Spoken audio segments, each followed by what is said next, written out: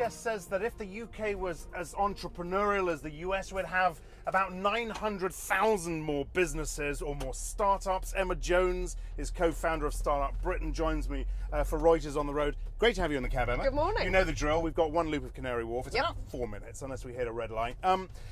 900,000 more. Well, 900,000 more, but the UK is seeing record numbers of startups at the moment. So in 2012, there were 484,000 new limited companies formed, which is a record number. We're hoping we beat the 500,000 target this year. So it is a great time to be starting. But why is that happening? Is it because so many people have lost their jobs and are desperate to be working, so start a business, or is it because the environment is ripe for this sort of thing right now? So there is an element of what's called necessity entrepreneurship, which is where people are sadly losing their jobs. They do use that as the motivation to start a business. Many of the people who do that say to me they wish they'd been made redundant many years before, because it's great to have that motivation to get started. But actually, on the positive, what we're seeing is literally hundreds of thousands of people take a passion, a hobby or a skill and turn that into a way of making a living. You know, generally, how big are we talking a business here? Because another of your stats, 63% of people between 18 and 24 want to start a business. Who's going to lend to an 18-year-old in this environment? Well, do you know, Axel, this is the other great thing about starting a business at the moment, is you don't need that much cash to get started. Most businesses start for less than £500, especially for the young people. They're so technologically wired that all they need is a smartphone, some business cards, and pretty much they're up and running. And one of your pop-up shops. And one of our pop-up shops. Tell us about the pop-up shops.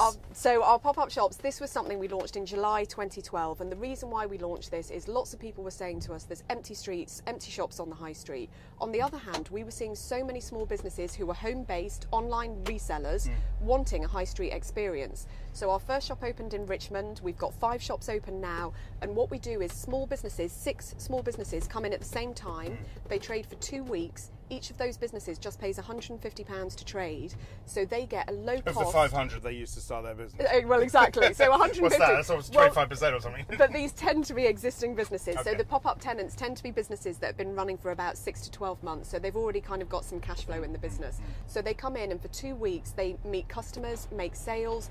We've had tenants who have changed their price point based on meeting customers, so it's a fantastic experience for them at a low cost. All right, we're about halfway round, hitting a red light now. A lot of focus on tech. I mean, you talk about kids with mobile phones, and that's basically all they need. What about other industries and startups in other sectors? Well, we're seeing sectors across the board: fashion, retail, IT, graphic design. People are starting businesses across a whole range of sectors.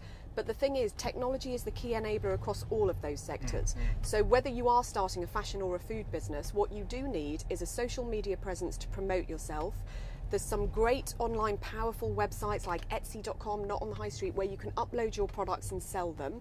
There's other kind of technologies you can use to be more effective. And just another thing we're seeing, and it's very relevant here in Canary Wharf, lots of people who are keeping hold of the day job, starting to build the business at night and weekends. So of course technology means they can schedule tweets. So technology is the key enabler across all these businesses. How do you find, I mean, we talked about the environment, but how do you find the government's help at the moment? I mean, we've had a lot of people in the cab talking about Cameron's initiatives, the government's initiatives in general. What do you honestly think about that as head of StartUp Britain, or as working for StartUp Britain? So what I honestly believe is the government is doing a good job when it comes to small business. They can always do better, but it was the Prime Minister that launched StartUp Britain as a national enterprise campaign, but we don't take any funding from government. So all of our funding comes from the private sector. So we can say what we wish about the government.